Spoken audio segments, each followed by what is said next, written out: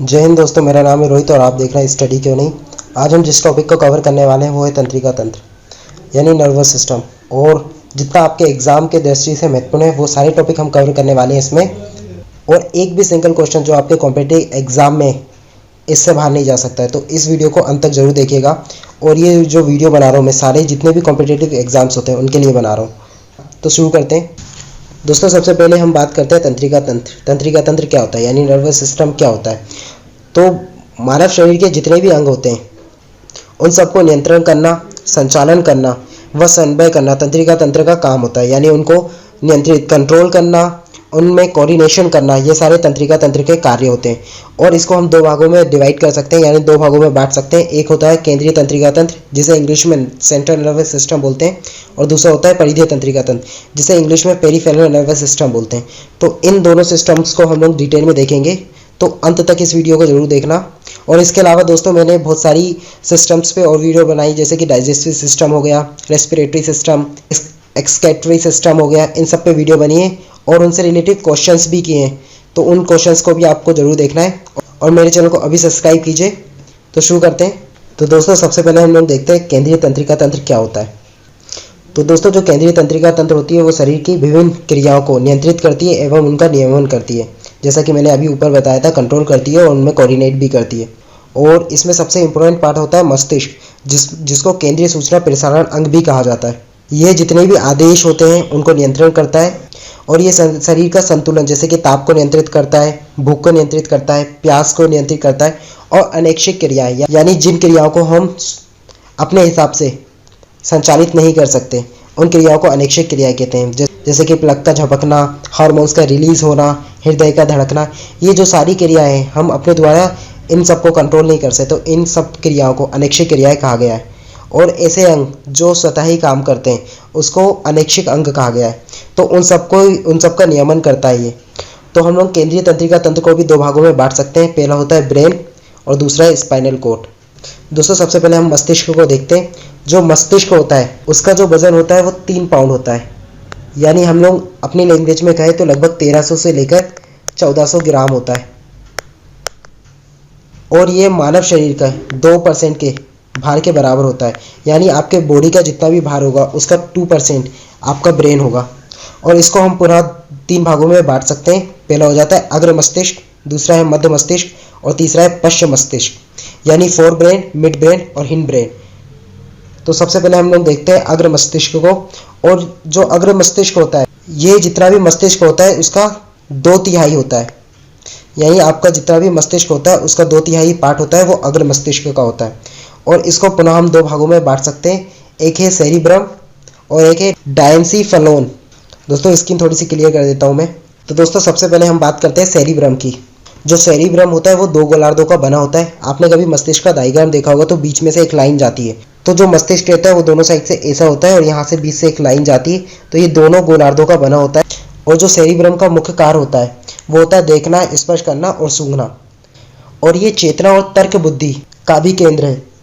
और ऐसा माना जाता है कि इसके अधिक विकसित होने से मनुष्य अधिक बुद्धिमान होता है।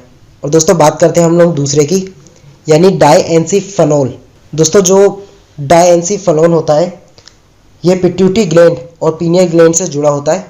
और इसको पुनः हम लोग 2 भागों में डिवाइड कर सकते हैं। एक होता है थैलेमस और एक होता है हाइपोथैलेमस। और दोस्तों जो डायएंसीफेनोल का जो ऊपरी भाग होता है उसको थैलेमस कहा जाता है और इसी भाग में पीनियल ग्लैंड पाई जाती है। और दोस्तों जो पीनियल ग्लैंड होती है आपके मस्तिष्क के यानी आपका जो सिर होता है उसके बिल्कुल बीच में पाई जाती है। और जो पीनियल ग्लैंड होती है ये मेलाटोनिन हार्मोन को नियंत्रित करती है या फिर उसका स्त्रावण करती है, जो कि नींद के लिए उत्तरदायी होता है। और दोस्तों जो थैलेमस का मुख्य कार्य होता है वो स्वाद का पता करना, सुनना, देखना और दवा आदि की सूचनाएं प्रदान करना होता है। तो आपको ये भी याद रखना है। और बात करते हैं अब हाइपोथैलेमस। और दोस्तों जैसे कि मैंने अभी बताया था कि जो थैलेमस होता है वो डायएंसीफेनोल के ऊपरी भाग में होता है और जो हाइपोथैलेमस होता है वो निचले भाग में होता है। और दोस्तों जो थैलेमस होता है शरीर की अनेक क्रियाओं को नियंत्रित करता है और समस्थैतिकता यानी होम्योस्टैटिस में इसका बहुत महत्व होता है। और जो हाइपोथैलेमस होता है वो पिट्यूटरी ग्लैंड जो होता है यानी हिंदी में अगर हम लोग बोले तो जो पीयूष ग्रंथि होती है उसको नियंत्रित करना होता है। तथा ये भूख, प्यास और उसी के साथ साथ ये रक्तचाप रक्त का तापमान, निद्रा, प्रजनन क्षमता, हृदय की धड़कन आदि को भी नियंत्रित करता है। तो ये सारे हाइपोथैलेमस के काम होते हैं। और दोस्तों थैलेमस और हाइपोथैलेमस आपके लिए बहुत इंपॉर्टेंट है, क्योंकि इससे अक्सर क्वेश्चन पूछ लिए जाते हैं। तो आपको आई होप आपको ये अग्र मस्तिष्क का पूरा फंक्शन समझ में आ गया होगा। इसके बाद हम लोग बात करते हैं मध्य मस्तिष्क यानी मिड ब्रेन की। और दोस्तों जो मिड ब्रेन होता है वो दो भागों से मिलकर बना होता है। एक होता है सेरिब्रम पिंटकल और दूसरा हो जाता है कार्पोरा क्वाड्रिजेमिना। दोस्तों यहाँ पे कई लोग सेरिब्रम और सेरिब्रम पिंटकल में डिफरेंस नहीं कर पाते, तो आपको ये दोनों नाम अच्छे से याद करने हैं। और दोस्तों जो सेरिब्रम पिंटकल होता है ये मध्य मस्तिष्क का आगे वाला भाग होता है और ये तंतुओं का बना होता है। और वहीं पे बात करें हम लोग कार्पोरा क्वाड्रिजेमिना की, तो ये मस्तिष्क यानी मिड ब्रेन का पश्च भाग होता है, यानी पीछे वाला भाग होता है। और ये देखने के काम में आता है।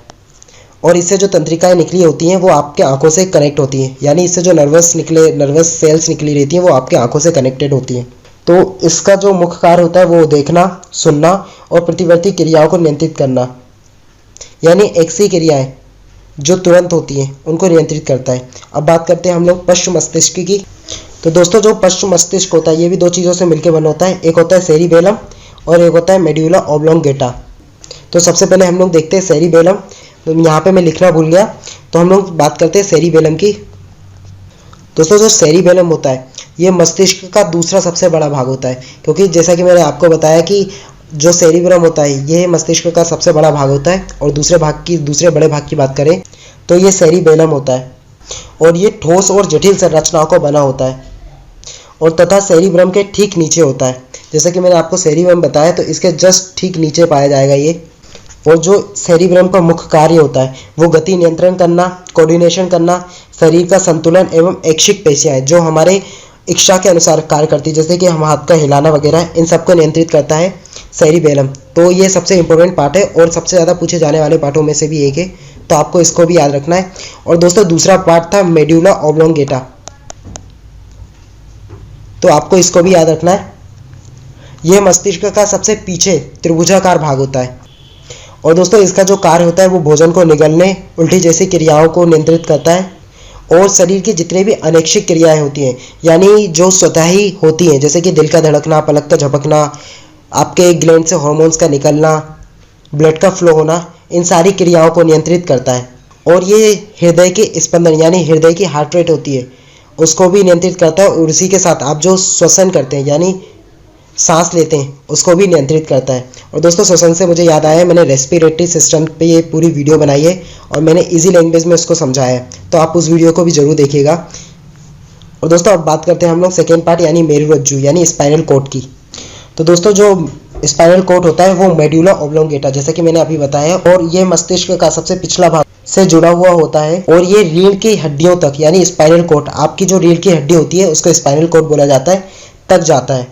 तो अब बात करते हैं मेरुरज्जु यानी स्पाइनल कॉर्ड के कार्यों की। और दोस्तों इसका मुख्य कार्य होता है ये जितनी भी प्रतिवर्ती क्रियाएं होती हैं यानी रिफ्लेक्स एक्शन, उन सबको नियंत्रित करता है। और उसी के साथ साथ ये अनैच्छिक क्रियाएं जिसे हम कंट्रोल नहीं कर सकते, उन सारी क्रियाओं को भी नियंत्रित करता है। तो आपको स्पाइनल कॉर्ड के बारे में भी पता चल गया होगा। दोस्तों जैसा कि आपने देखा अभी हम लोगों ने सेंट्रल नर्वस सिस्टम के बारे में पढ़ा, अब हम पढ़ते हैं परिधीय तंत्रिका तंत्र यानी पेरिफेरल नर्वस सिस्टम क्या होता है। दोस्तों जो पेरिफेरल नर्वस सिस्टम होता है ये धागेनुमा तंत्रिका तंत्रों का बना होता है। और दोस्तों जो पेरिफेरल नर्वस सिस्टम होता है इसमें 12 जोड़ी कपालीय तंत्रिका तंत्र होते हैं एवं 31 जोड़ी मेरुरज्जु तंत्रिका तंत्र का बना होता है। यानी जो आपकी स्पाइनल कॉर्ड होती है ना उसमें 31 मेरुरज्जु तंत्रिका तंत्र का बना होता है। और दोस्तों परिधीय तंत्रिका तंत्र को पुनः दो भागों में डिवाइड करते हैं। एक होती है कायिकी तंत्रिका तंत्र जिसे सोमैटिक नर्वस सिस्टम बोला जाता है, और दूसरा होता है स्वायत्त तंत्रिका तंत्र जिसे ऑटोनोमस नर्वस सिस्टम बोला जाता है। तो दोस्तों जो कायिकी तंत्रिका तंत्र यानी सोमैटिक नर्वस सिस्टम होती है वो जितने भी उद्दीपन होते हैं उन सबको शरीर के अंगों तक पहुंचाता है। ये कायिकीय नर्वस सिस्टम यानी सोमैटिक नर्वस सिस्टम का कार्य होता है। और दोस्तों दूसरा होता है स्वायत्त तंत्रिका तंत्र, ये ज़्यादा इंपॉर्टेंट था दोस्तों इसलिए मैंने इसको बड़े अक्षरों में लिखा है, यानी ऑटोनोमस नर्वस सिस्टम। तो जैसे कि आपको नाम से ही समझ में आ गया होगा, और ये उन सबको नियंत्रित करता है जो हमारी इच्छा के अधीन नहीं होती, यानी जिसे हम कंट्रोल नहीं कर सकते, जैसे कि सांस का लेना, हृदय का धड़कना, पाचन आदि को। और इसको भी हम लोग दो भागों में बांट सकते हैं। एक होता है अनुकंपा तंत्रीय तंत्र यानी सिंपैथेटिक नर्वस सिस्टम, और दूसरा होता है परानुकंपी तंत्रिका तंत्र यानी पैरासिम्पैथेटिक नर्वस सिस्टम। दोस्तों पहले देखते हैं अनुकंपीय तंत्रिका तंत्र यानी सिम्फेटेटिक नर्वस सिस्टम। जो सिम्फेटेटिक नर्वस सिस्टम होता है ये हृदय की जो रेट होती है धड़कने की उसको बढ़ा देता है, ये श्वसन की दर को भी बढ़ा देता है और ये रक्त दाब को भी बढ़ा देता है। आपको पता है कि जब हृदय का धड़कना बढ़ेगा तो ऑटोमेटिक जो आपका ब्लड प्रेशर होगा वो भी इंक्रीज होगा।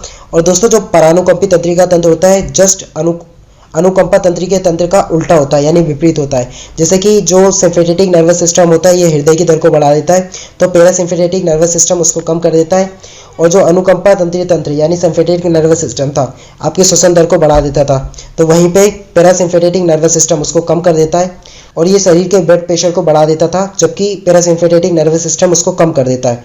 तो आई थिंक आपको स्वायत्त तंत्रिका तंत्र यानी ऑटोनोमस नर्वस सिस्टम को अच्छे से समझ गए होंगे और ये भी अक्सर एग्जामों में पूछ लिया जाता है। इसके बाद दोस्तों हम लोग बात करते हैं प्रतिवर्ती क्रिया यानी रिफ्लेक्स एक्शन। दोस्तों जितनी भी क्रियाएं प्रतिवर्ती क्रियाएं होती हैं वो हमारे मस्तिष्क के द्वारा नियंत्रित होती हैं, जैसा कि आपको पता होगा। और दोस्तों जैसे मैंने आपको बताया था कि प्राण मस्तिष्क से जितनी भी क्रियाएं नियंत्रित होती हैं उन्हें ऐच्छिक क्रियाएं कहते हैं जिन पर हमारा कंट्रोल होता है, परंतु बाह्य उद्दीपनों के प्रति बहुत सी क्रियाएं मस्तिष्क के सहयोग के बिना भी होती हैं। ये क्रियाएं अनैच्छिक क्रियाएं कहलाती हैं जो कि ऑटोमेटिक होती है, जिन पे हमारा कंट्रोल नहीं होता, वह इनका नियंत्रण स्पाइनल कॉर्ड द्वारा होता है और मस्तिष्क का इन क्रियाओं पे कोई प्रभाव नहीं पड़ता क्योंकि ये जितना भी होती है मेरुरज्जु द्वारा यानी स्पाइनल कॉर्ड द्वारा नियंत्रित होती है और इन्हीं क्रियाओं को प्रतिवर्ती क्रियाएं कहते हैं।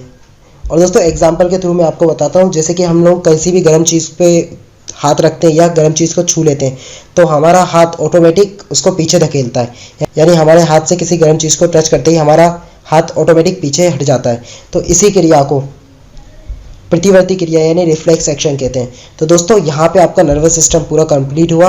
अगर ये आपको वीडियो अच्छी लगी है तो अभी मेरे चैनल को सब्सक्राइब कीजिए दोस्तों, और जितना से जितना हो सकता है इस वीडियो को लाइक कीजिए, शेयर कीजिए।